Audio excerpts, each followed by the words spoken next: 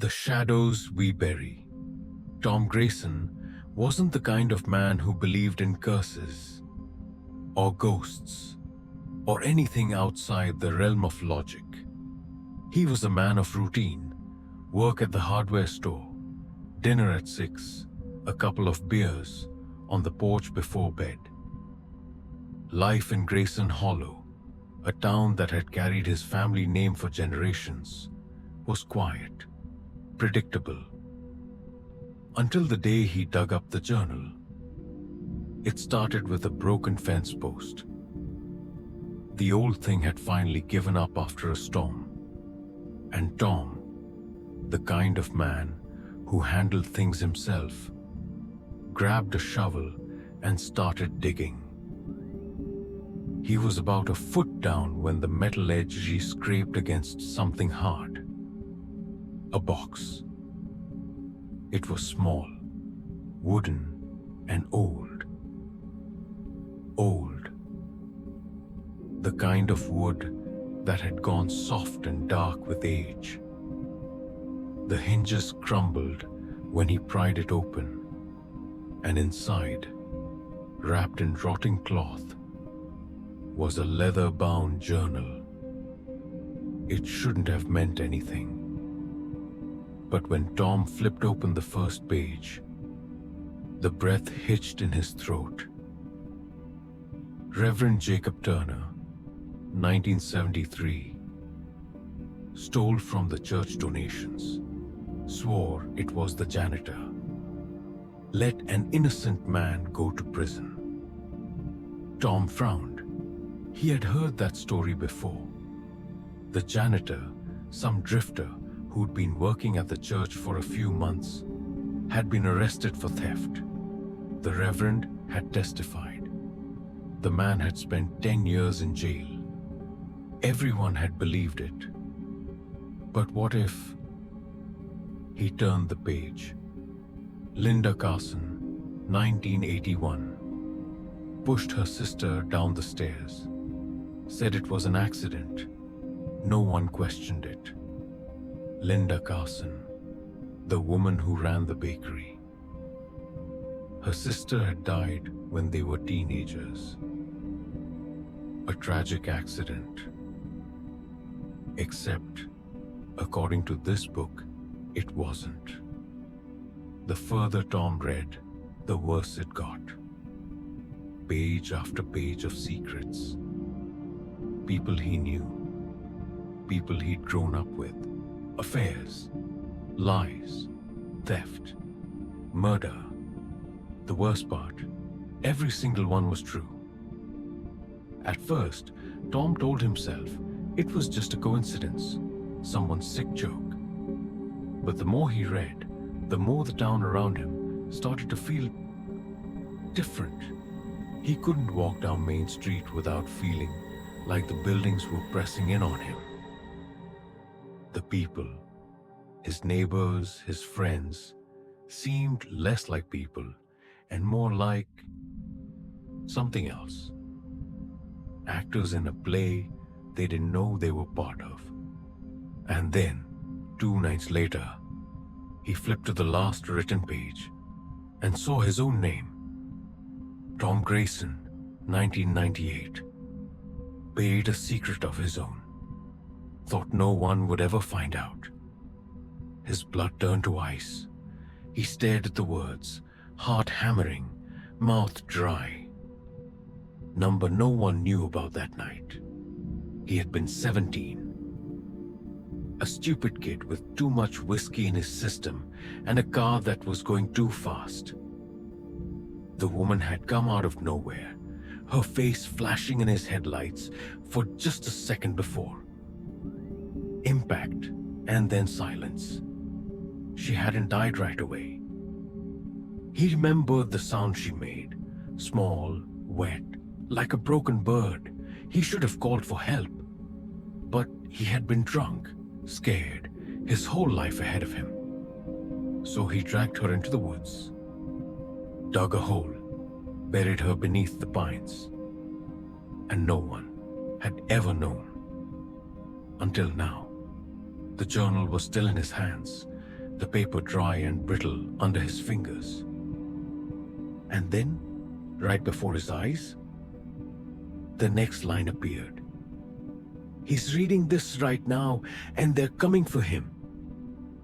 A cold sweat broke over Tom's skin. He snapped the book shut and ran to the back door, his breath coming in sharp gasps. Outside, the wind howled through the trees. The night was thick, pressing in on him. And then he saw them. Figures, dozens of them, standing at the tree line, unmoving, watching. Their shapes were wrong, too tall, too thin. Their faces, number. They didn't have faces at all. Tom stumbled back, gripping the journal like it was a shield. The pages fluttered open in the wind. And then, the final line appeared. The past always comes back. And now, it's his turn to be buried. The coffee shop stalker, I first saw her on a cold November evening, walking home alone through the dimly lit streets. She moved with a quiet grace, oblivious to the world around her. Her long coat billowed slightly in the wind, her hair catching the glow of the flickering streetlights.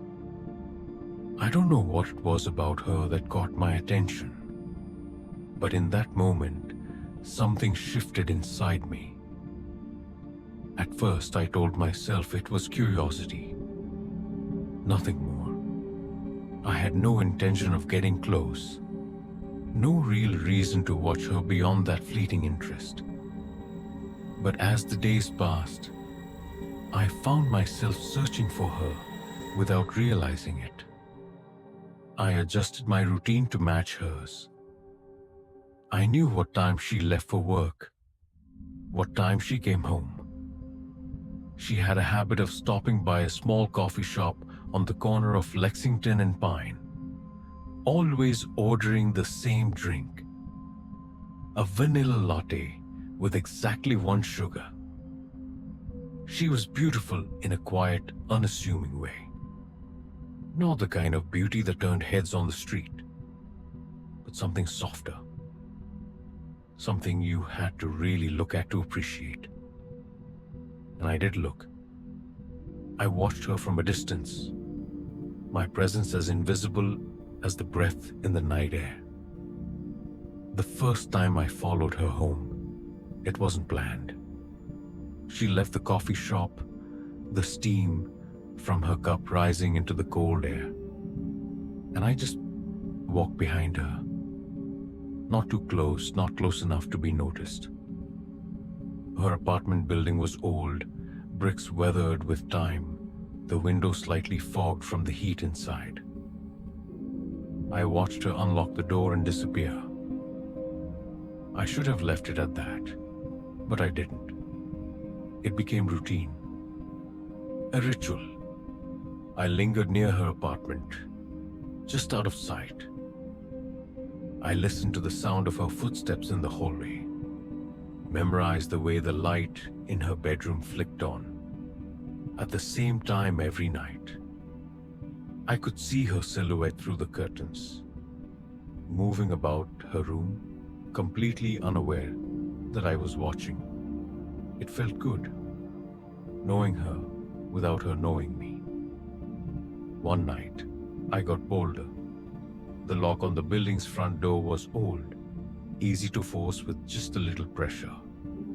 I stepped inside, the warmth of the hallway wrapping around me like a blanket. The air smelled like dust and something faintly floral. Her perfume, maybe. I stood outside her door, listening. The soft hum of a television, the occasional rustling of fabric. My fingers twitched, itching to turn the knob, just to see if it was locked, just to know how easy it would be to slip inside. But I wasn't ready, not yet. I took a step back, forcing myself to leave. That night I dreamt about her, about what it would be like to stand beside her, to reach out and touch her hair, to whisper her name, even though I didn't know it. I woke up with my heart pounding. The need grew stronger after that. Watching wasn't enough anymore. I wanted more. I started leaving little things behind. A single flower on her doorstep. A note tucked into her mailbox with no words, just a blank page. A button from my coat placed carefully on the windowsill outside her apartment. I wondered if she noticed, if she felt the weight of my presence the way I felt hers. Then something changed. She started looking over her shoulder when she walked home, pausing before unlocking her door, lingering by the window, peering into the darkness as if she sensed me there. She knew. She didn't know who, but she knew someone was watching. I should have stopped. I should have disappeared from her life before she could find out the truth. But the fear in her eyes only made me want her more. One night, I found her standing outside the coffee shop, phone pressed to her ear, speaking in hushed tones. I stayed in the shadows, listening. "I think someone's following me," she whispered. "I don't know, it's just a feeling. Like someone's always there, just out of sight." The person on the other end said something I couldn't hear. "No, I haven't seen anyone," she said. "But I know I'm not imagining it." She was scared. It made my pulse race. I had to be more careful, more patient. If I wanted this to last, I couldn't rush. That night, I stood outside her building longer than usual, staring up at her window. The light was off, but I could see a faint outline of her curled up in bed. I imagined slipping inside, standing at the foot of her bed, watching her sleep. I wanted to know what she looked like up close. The details I couldn't see from a distance. The curve of her lips, the shape of her hands, the way her eyelashes fluttered against her skin when she dreamed. It wasn't enough to watch anymore. The next night, I waited until she was asleep. I forced the front door open, as quietly as before. My footsteps light on the stairs. Her apartment door was locked, but I had planned for that. I had been studying her for weeks. I knew she kept a spare key hidden in a potted plant beside the door. It took less than a second to retrieve it, less than a breath to slide it into the lock. The door opened with a soft click. The apartment smelled like her, warm and sweet, with a hint of something deeper beneath it. I stepped inside, closing the door behind me. The glow from the streetlights seeped through the curtains, casting long shadows across the room. She was asleep. Her chest rose and fell in slow, steady breaths. Her lips were slightly parted, her hair a dark halo around her face. I stepped closer. My heart pounded so loudly, I was sure she would wake up and hear it. I reached out, my fingers inches from her cheek. I could feel the warmth of her skin even without touching it. And then she stirred. I froze. Her eyelashes fluttered. A soft sigh escaped her lips. I took a step back, slipping into the shadows before she could wake fully. My heart was racing as I crept back to the door, locking it behind me as I left. I barely slept that night. I had been so close, and I knew, soon, I wouldn't be able to stop myself. The thought sent a shiver down my spine, because the truth was I didn't want to stop. The House That Whispers. Chapter 1. A New Beginning.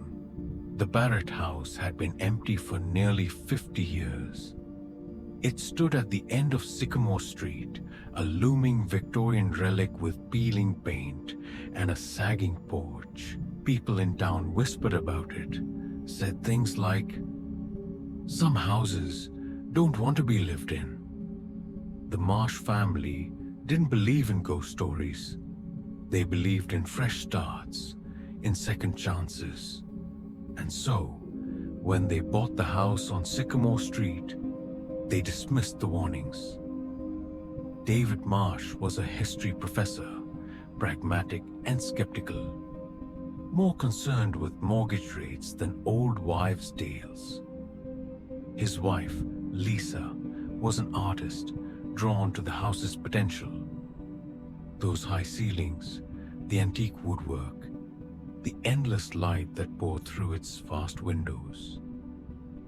Their children, 12-year-old Emily and 6-year-old Jonah, weren't quite as enthusiastic. Emily had wanted to stay in their old neighborhood with her friends. Jonah, the quiet one, didn't say much at all. The first few nights passed uneventfully. Boxes were unpacked, furniture arranged, laughter echoing through the wide halls. But on the fourth night, the whispers started. Chapter 2. Voices in the dark. It was subtle at first, just a faint sound, like wind slipping through the cracks. Then it grew stronger, more distinct. A voice, no. Voices, urgent pleading, just beneath the range of understanding. Lisa woke first. She sat up in bed, her heart thudding. Beside her, David was still asleep, snoring softly. She strained to listen, convinced she had imagined it. Then she heard it again. A whisper, soft, desperate. "Help us." Lisa's breath hitched. She reached for David's arm, shaking him awake. "David, wake up." He groaned. "How? What?" "Listen." David frowned, rubbing his face. The room was silent except for the hum of the heater. He turned to his wife, skeptical. "Lisa, it's an old house. It settles. Pipes creak. The wind." Shh. She wasn't imagining it. She knew what she had heard. The whispers were real. Chapter 3. Jonah's friend. The next morning at breakfast, Jonah was unusually quiet. He pushed his cereal around in the bowl, eyes distant. "You okay, buddy?"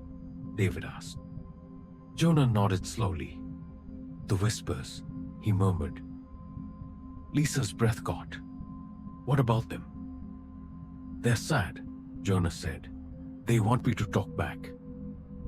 David and Lisa exchanged a nervous glance. Emily, who had been scrolling on her phone, looked up. "Oh, great. Now the creepy house is talking to Jonah. Maybe we should just pack up and leave." "Emily," Lisa said sharply, "enough." But Jonah wasn't paying attention. He was staring toward the staircase, his lips slightly parted, as if he were listening to something just beyond their reach. Chapter 4. The room behind the wall. That night, the whispers returned, louder than before. Lisa couldn't ignore them anymore. They seemed to be coming from the walls, from inside the house itself. She got out of bed, grabbed the flashlight from the nightstand, and followed the sound. The wooden floors creaked under her bare feet as she moved down the hallway. The whispers grew clearer. She stopped in front of Jonah's room. She pushed open the door. Jonah was sitting up in bed, staring at the wall. His little hands pressed against the wallpaper as though feeling something behind it. "What are you doing, baby?" Lisa whispered. "They're in here," Jonah said. "They're trapped." Lisa's pulse pounded. She stepped closer and ran her fingers along the wallpaper. A chill crept up her spine. The wall felt hollow. She pressed her ear against it, and for the first time, she heard something beneath the whispers, a slow, rhythmic tapping. Chapter 5. The Hidden Door. The next morning, David and Lisa searched the house. In the back of the upstairs closet, they found it. A hidden wooden door, nailed shut and covered with layers of old wallpaper. Lisa's hands shook as she reached out, tracing the frame of the door. This wasn't in the floor plan. David grabbed a crowbar and started prying at the boards.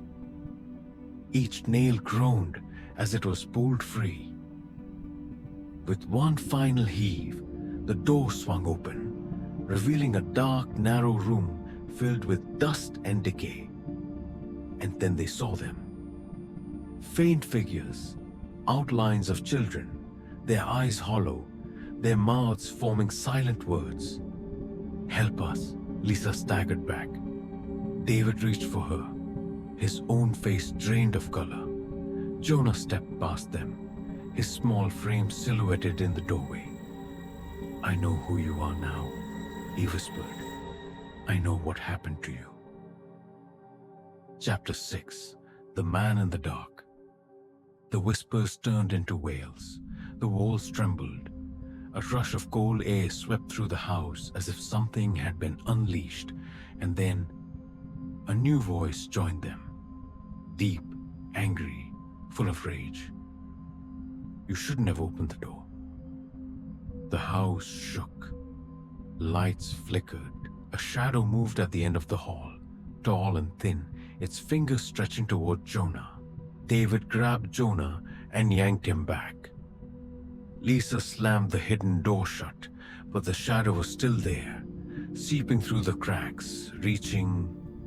The house did not want them there anymore. Chapter 7. Escape. The Marsh family ran. They didn't back. They didn't turn back. They simply fled into the night. The next morning, the Barrett house stood silent again, as it had for 50 years. And deep within its walls, the whispers continued.